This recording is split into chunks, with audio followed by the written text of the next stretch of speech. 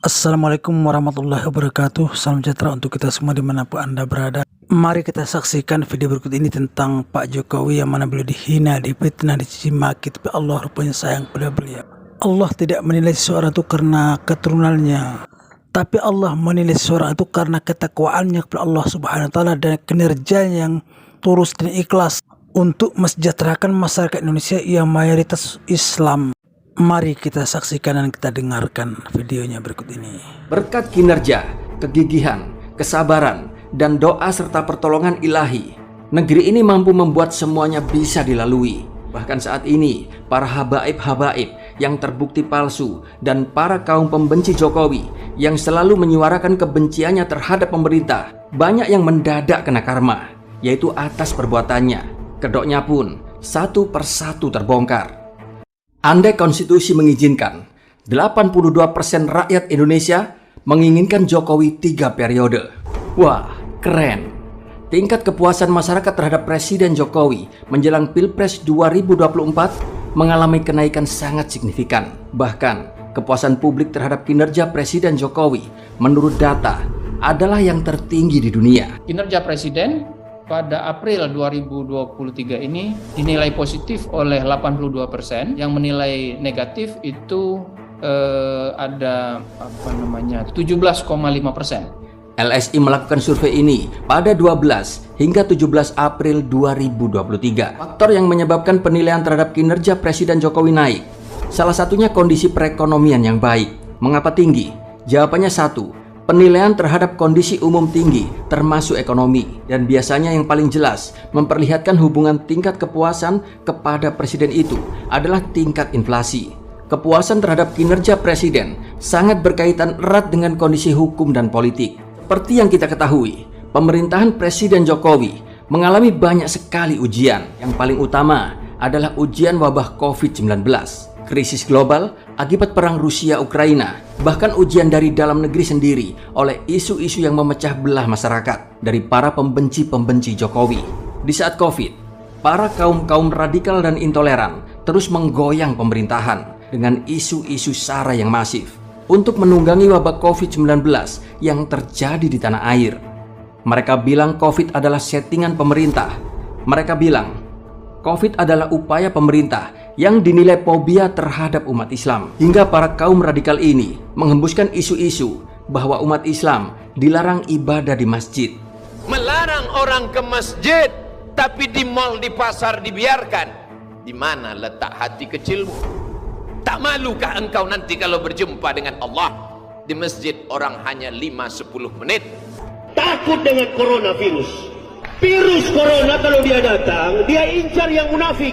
COVID adalah upaya pemerintah untuk menghancurkan umat Islam karena pemerintah diduga terafiliasi dengan PKI.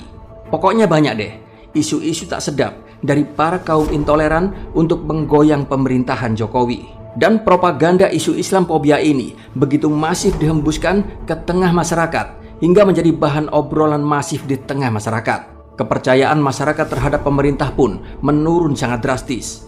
Pemerintah dianggap ada kecenderungan membenci segala sesuatu yang berbau Islam. Tapi alhamdulillah, isu Islamofobia yang dihembuskan oleh ustadz-ustadz maupun para habib-habib palsu tersebut gagal total dan terbukti merupakan isu-isu sampah. Masyarakat kita sebagian besar sudah bisa berpikir jernih, mana yang logika dan mana yang gorengan oposisi serta kaum intoleran. Data statistik lewat survei membuktikan kalau kepuasan terhadap kinerja Presiden Jokowi adalah yang tertinggi. Bahkan teriakan-teriakan masyarakat agar Presiden Jokowi bisa menjabat lagi 3 periode sangat begitu santer terdengar di tengah masyarakat. Tapi sayangnya, ambang batas jabatan seorang presiden hanya bisa 2 periode. Dan maraknya teriakan-teriakan masyarakat yang menginginkan Jokowi untuk menjabat 3 periode ini sangat begitu mengindikasi bahwa kepuasan terhadap Presiden Jokowi sangat cukup tinggi. Dan hal ini menurut Bahlil Lahadalia, kepuasan terhadap Presiden Jokowi ini adalah yang tertinggi di dunia.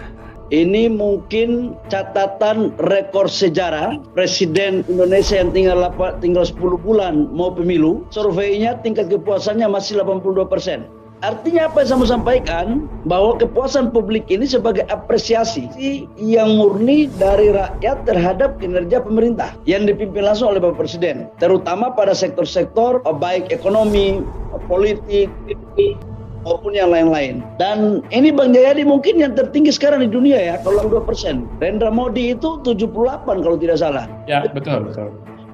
Ini 82%. Dan bila dilihat dari fenomena ini, mereka-mereka para pembenci Presiden Jokowi sangat begitu kesulitan untuk menjatuhkan pamor Jokowi. Walau mereka sudah menggerakkan sebagian masyarakat yang sudah terprovokasi untuk mendemo turunkan Jokowi. Dan walau mereka sudah merubah pengajian-pengajian serta mimbar-mimbar masjid untuk menjatuhkan Jokowi, doktrin-doktrin sesat kepada sebagian masyarakat, bahkan para habaib-habaib palsu yang radikal terus menyuarakan sentimennya terhadap pemerintahan Jokowi. Mereka selalu teriak-teriak para ulama sedang dikriminalisasi, di mana setelah kita selidiki, ulama-ulama tersebut dipenjara karena melanggar pidana.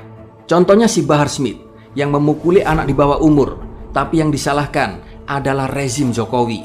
Kasus kedua, dia memukuli supir taksi, tetap yang disalahkan adalah rezim Jokowi. Begitu pula dengan yang lain, seperti si Rizik, Sugi Nur, dan lain-lain. Mereka dipenjara karena melakukan tindakan pidana, tapi yang disalahkan tetap rezim Jokowi. Gimana? Saya sampaikan ke Jokowi, tunggu saya keluar. Maksudnya gimana itu? Tunggu saya keluar itu, Habib. Ketidakadilan hukum.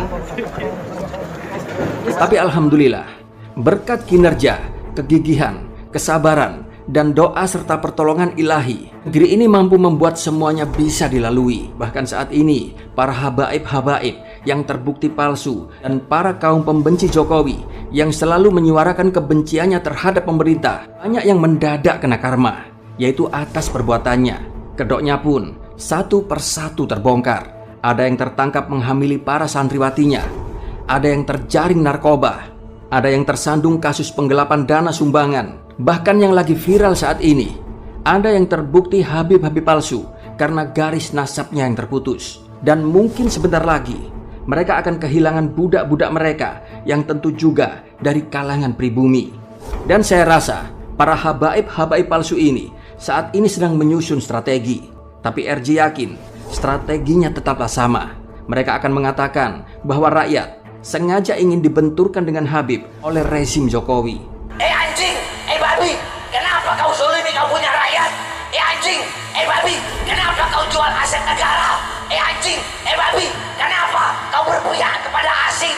Anjing, babi, kenapa engkau tipu-tipu kau punya rakyat?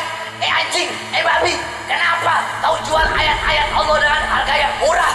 Rakyat sedang diajak untuk memusuhi para habaib oleh rezim PKI dan lain sebagainya. Padahal mereka sendiri tidak bisa membantah data ilmiah dari seorang Kiai NU yang bernama Kiai Haji Imanuddin tentang kepalsuan gelar mereka. Dan pasti yang jadi kambing hitam ke depan adalah Jokowi.